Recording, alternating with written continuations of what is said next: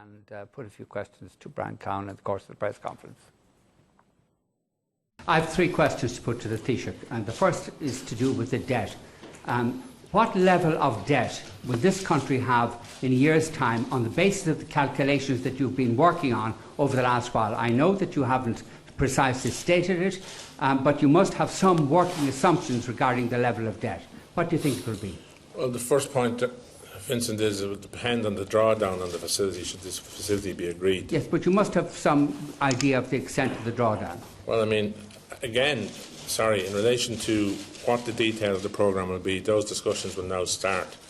We have agreed the parameters of the discussions, but we haven't agreed on what the yes, but you must have, with your cabinet colleagues and with your officials, you must have devised some notion of the scale of the drawdown that will be involved. Can you tell us what that will be?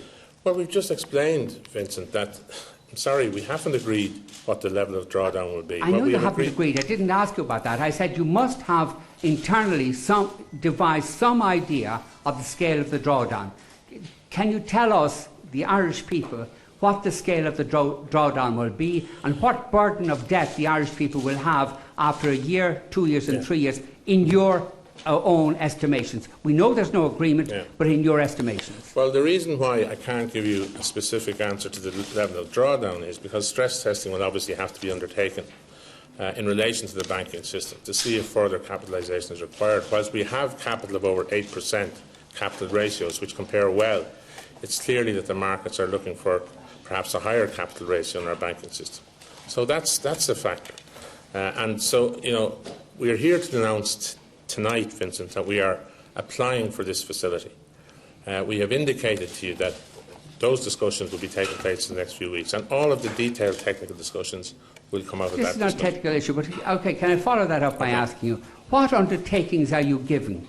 To what extent are you ceding responsibility for major decisions to do with the management of the Irish economy in relation to this deal? Well, as you know, the IMF or people like that don't micromanage the Irish economy. The issue will be we'll make the decisions, we'll publish our plan.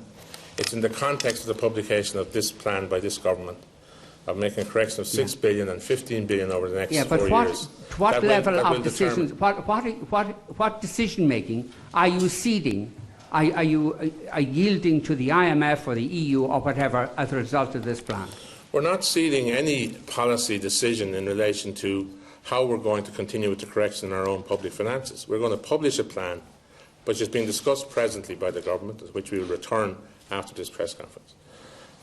And what we will do is we will publish that plan, and what is being sought to be agreed with the EU and the IMF is that there would be a facility in place which can be drawn upon by the Irish government should it require to do so, based on how we continue to repair the banking system and any other requirements we have thereafter. Okay, I want to go back on a question. Sorry, just to make, as you know, but just for the purpose of the public knowing, and we are getting access to those funds at a better rate, yet to be finalised, negotiated, than is presently available on the markets. Okay, you won't answer either of those questions. Can I just put another question to you?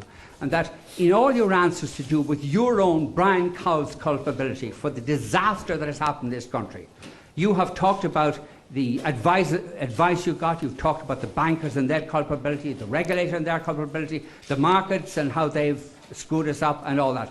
At no stage have you acknowledged that you are the person now still holding public office who has most culpability for screwing up this country. Can you acknowledge that now? I don't accept that, Vincent, at all, and I will defend my position throughout my political career in any decisions I took, the context in which I took them, and the rationale for taking them. And when circumstances change, then their policies have had to change. But that's my position. You don't think you've contributed to the screwing up of this country? I don't accept your contention, the premise to your question, that I am the bogeyman that you're looking for, no. But who else? Who else in public office bears anything like the responsibility for the devastation caused to this country more than you? I don't accept that.